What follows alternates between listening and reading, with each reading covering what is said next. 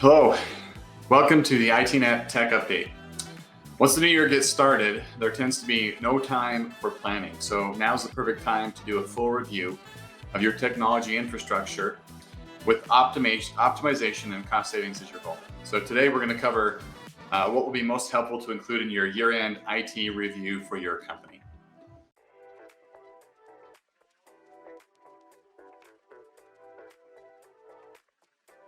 Hello, I'm Michael Kinnett, CEO and founder of Internal Networks, and every Friday at 1 p.m. on our Facebook, YouTube, Twitter, and my personal LinkedIn, I discuss the latest tech and cyberspace news that might affect you and your business. At the end of the live session, I always make sure to leave time for answering questions from the audience. So if you have any tech or cybersecurity questions, get them ready because I'll be covering those at the end. To start off with, I wanted to talk a little bit about something I saw in the news. This is kind of an interesting one.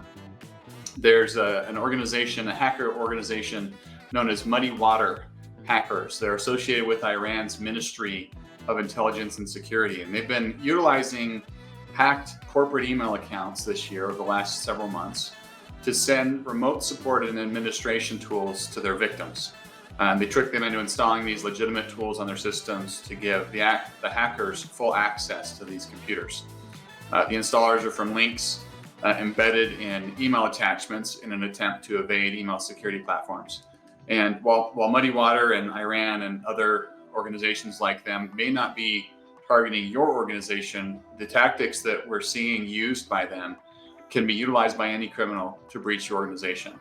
So it's important that you stay vigilant and be aware of those things and practice good hygiene with reviewing your emails and looking at attachments from known senders and everything else.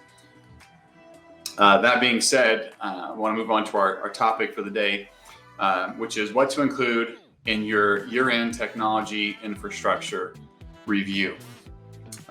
So many of you, we've talked on past videos, and I've done blog posts and other stuff, talked about cybersecurity risk assessments and technology audits and other things, and those are very specialized types of audits.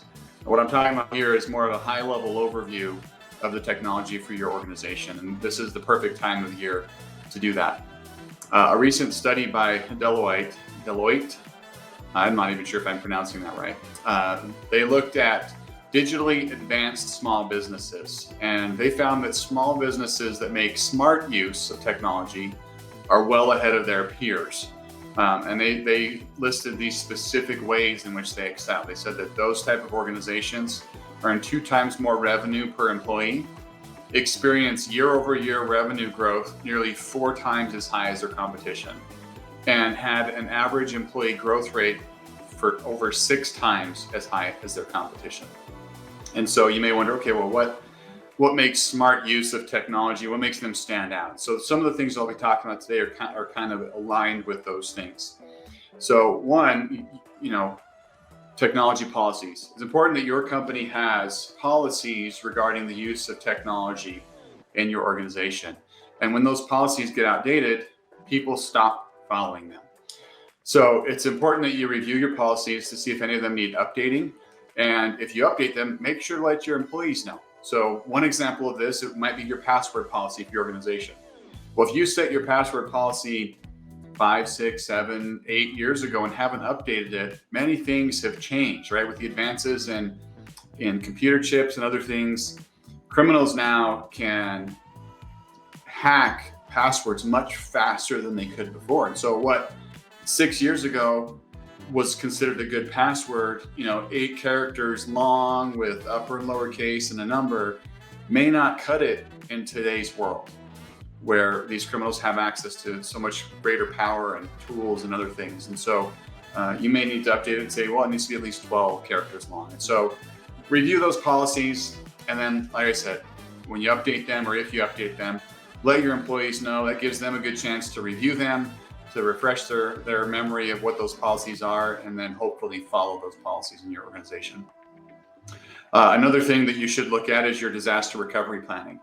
You should take account of when the last time that you drilled into your company for incident responses and making plans for these drills, right? If you haven't done a drill or a test scenario for a disaster within your organization, it's time to look at that. Take a look at that and make a plan to do that in the future. Another thing to look at is your IT issues and pain points. You don't want to go through a big IT upgrade without considering those pain points for you, for your employees. You should survey your employees how they use technology, ask them questions about their favorite, their least favorite apps, ask them what struggles they face. And you can use all of that as you're planning for the next year and what IT projects you may be implementing. This next one, this is a super critical one. Privileged access and orphaned accounts. If you're not doing this regularly, so we're talking about doing like at the end of the year here to kind of catch up before the new year. This is one that should be done much more frequently than once a year. If anything, this should be done quarterly or monthly. This is reviewing those privileged access and orphaned accounts. And when I say privileged access, I'm talking about an account that has access to privileged data, privileged systems. It can be many different things. It could be an admin account that can change settings, or it could just be an account that has access to critical files or documents within your organization. Maybe that's payroll information or HR information. And so, and orphaned accounts, the other one, the second one, orphaned accounts are accounts for employees or users that are no longer there, right? So they're now still there on your system, but nobody's using them. It's critical that you do an audit of the privileged accounts and orphans accounts as part of your year-end review, because over time, right, permissions can be misappropriated, it can be misallocated, and that leaves your network at a much, much higher risk of a major attack. If those criminals get access to those credentials or can hack into one of those accounts, then they may have access to things of a very critical nature, or can spread across more systems through that access. So it's important to review those and then make plans to update, disable, delete, change those old credentials. All right, another thing, as you're planning for the new year, if you're planning on making upgrades and decisions on the fly, it might come back to haunt you. So take the time to look at your next year and start planning for your IT upgrade, your IT transformation plans for the next year. It's best to plan out a strategy ahead of time so that you can upgrade in an organized way.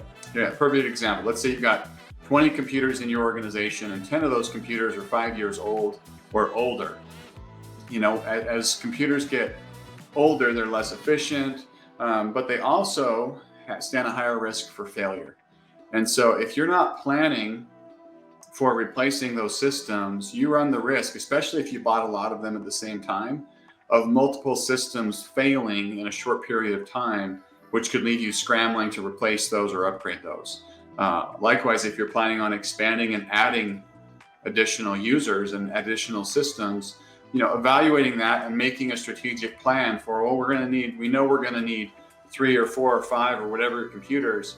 There may be some cost savings in planning ahead and doing those in bulk in one lump sum instead of spacing them out. So it's important to take a look at those, talk with your IT provider, and make plans to be as effective as possible. The other one that I want to talk about, the next one, is your use of the cloud, and closely associated with that is shadow IT. It's important that you review your use of cloud applications, right? Are certain apps that you're paying for hardly used? Do you have any redundancies in your cloud environment? Are you paying for multiple apps that really do the same thing? Doing a review on these can help you cut waste and save money. And along with that is the shadow IT piece, right? Your company may be providing certain applications and your employees may be going out and signing up for other applications to do similar things. And now you end up paying for double things, right? Some of which maybe corporate IT or your management know about, and some of which you don't because the end users are using them. And so it's important to look at what your employees are using, what you're using, all those things that are being paid for, and make sure you're cutting out the excess waste and saving money and making things more efficient. Next, customer-facing technology. Any technology that you're using that your customers see or interact with, it's important that you look at those and say, okay, is this software, is this technology still meeting the requirements for what we want our customers to see? This could be your website, it could be email signatures, right? There's so many different pieces of your organization that may be customer facing. And last week, on my video, I talked about customer experience apps and pointed out some that can help you to improve your customer experience. So it's important that you evaluate those apps, that technology, and determine if there's any changes that are needed to be made so that you're keeping up with your clients' needs as well as your competition, and hopefully keeping ahead of your competition. I'll make sure that I post a link to the YouTube video from my last week's video, so you can go and review those customer experience apps if you'd like. That's what I've got for your IT review. There's probably other things. I mean, we're bringing you server hardware, other stuff. I didn't want to take too much time in that, but I wanted to go over the critical pieces that I felt would most benefit your organization, where there may be efficiency improvements or cost savings. Hopefully that's helpful. I do want to talk about one other thing. We've got an upcoming webinar, and we're going to be talking about compliance. So another way to prepare yourself for next year is to make sure that you're compliant with all the laws and regulations related to your business and your industry.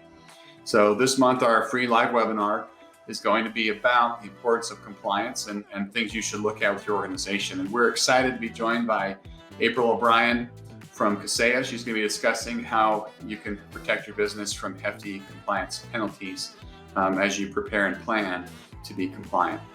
So that webinar is going to be Thursday, December 15th, next week at 1 p.m. Pacific time.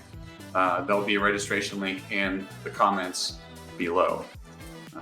Let's see here. We've got no comments, questions, it looks like. You're seeing, looks like Emily's posting those links to the registration and to the YouTube video, so everybody's got those. I'm not seeing any other comments or questions come through. So we'll go ahead and wrap it up with that. Hopefully each of you have a wonderful weekend. Thank you for watching, and we'll see you next week. Happy holidays.